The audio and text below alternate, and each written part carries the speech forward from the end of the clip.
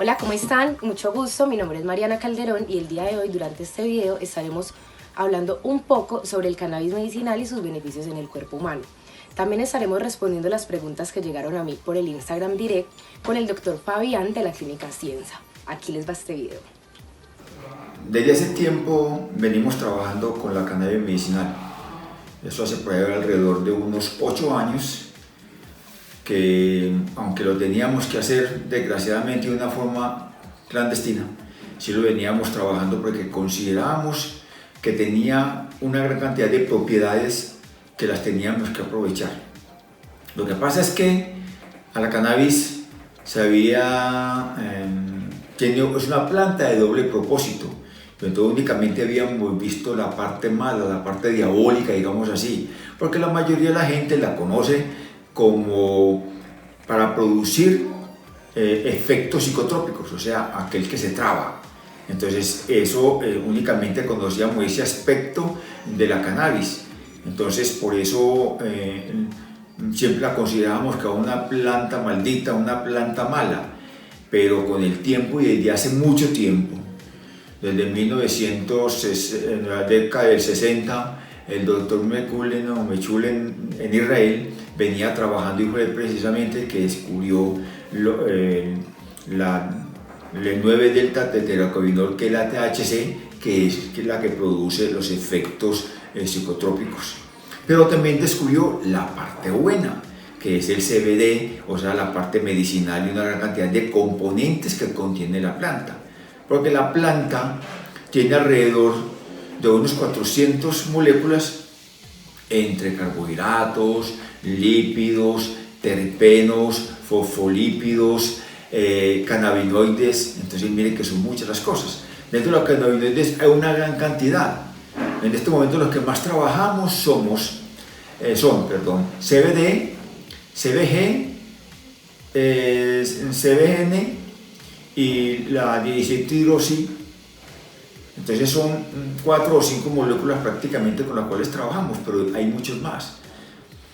Y otras cosas, componentes que debemos tener en cuenta, unos terpenos, que si nosotros únicamente no podemos dar el CBD o el CBG, sino que debemos darlo acompañado de terpenos para que tenga un mayor efecto.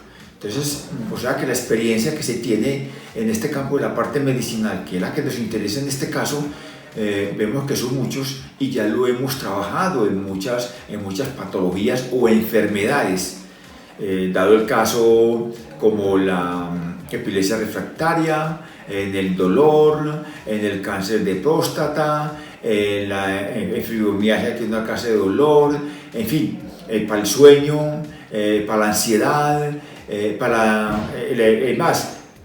que vea cómo es la vida, la utilizamos para la misma dependencia cuando estamos haciendo tratamientos para las enfermedades o las personas que están dependiendo de las drogas psicoactivas. ¿Por qué? Porque quitan la ansiedad. Entonces mire cómo es la paradoja. Si podemos utilizar una planta como la cannabis, la utilizamos para mermar la ansiedad en estos pacientes que estamos tratando para diferentes sustancias psicotrópicas. Entonces, miren los beneficios que se tienen, y entonces, como se había, digamos así, diabolizado tanto, entonces por eso no se había abierto. Nosotros esperamos que con este gobierno pues, se abra más, porque es importante lo que estamos haciendo. ¿Cómo funciona el cannabis en el cuerpo? A ver, el cannabis funciona muy específicamente y el organismo tiene unos receptores para las sustancias cannabinoides, porque el organismo forma su propia cannabis, digamos así, que es la anandamida, ¿cierto?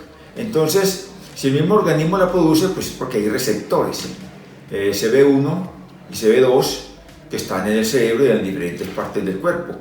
Pero en el cerebro es donde más se encuentran, pero se encuentran en cualquier parte del cuerpo.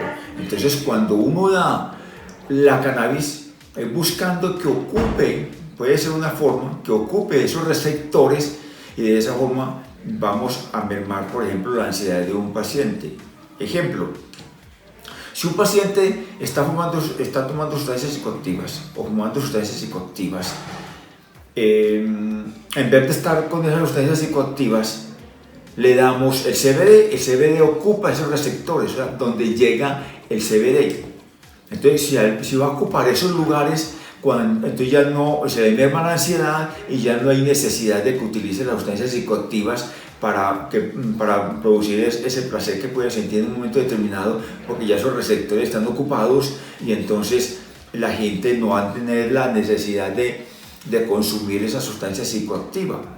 O también se ha visto otros casos de que, por ejemplo, en cuanto puede reemplazar en parte, digamos así, la serotonina, para que sea una forma coloquial de utilizar el término, entonces de esa forma también va a mermar la depresión. Entonces mire que hay muchas formas en que actúa, hay varias formas en que actúa la cannabis, y entonces por eso la podemos utilizar para diferentes enfermedades y también, también de acuerdo a la concentración que demos.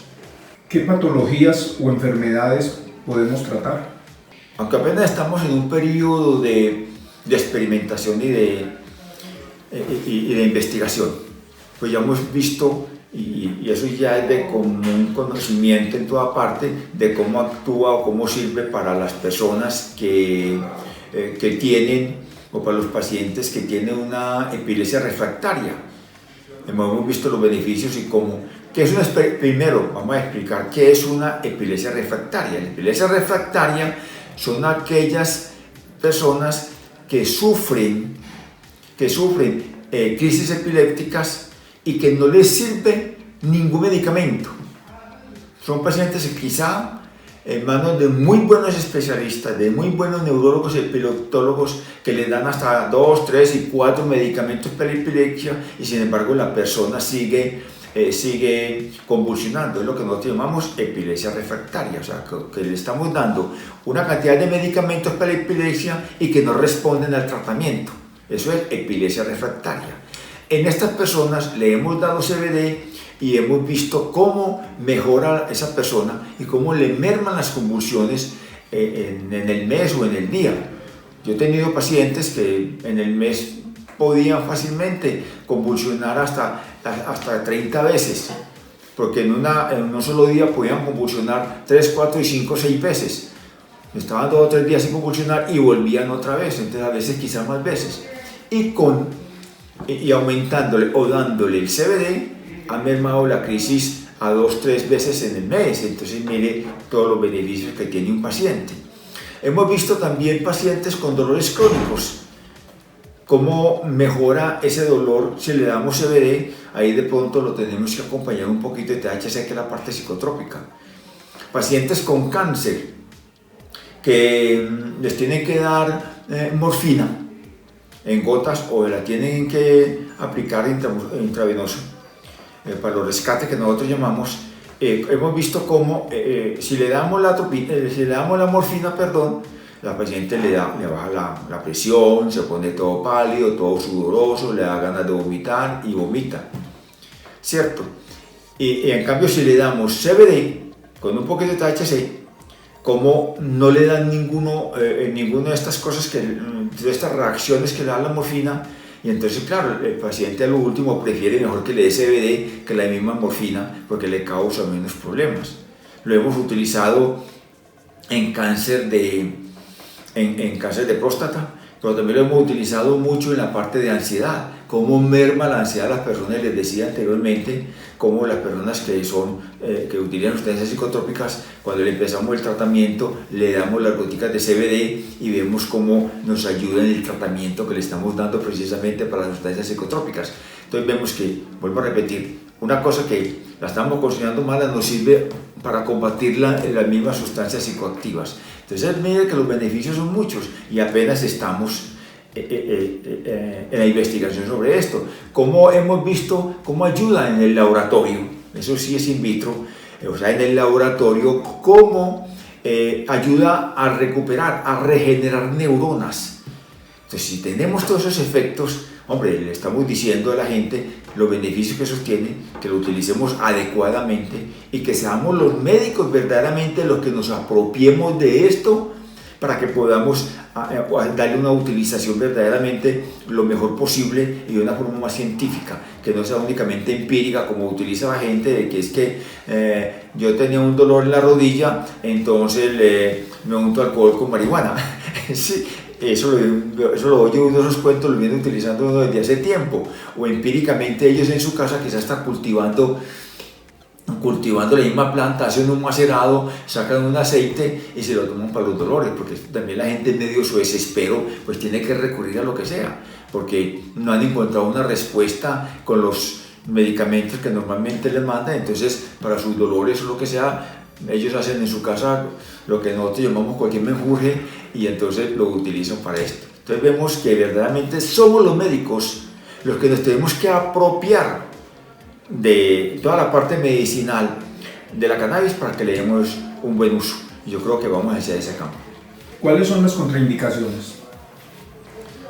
Hombre, no, las contraindicaciones es fundamentalmente aprender a titular lo que hemos de necesitar, para verdaderamente un paciente, porque no todo el mundo reacciona a lo mismo.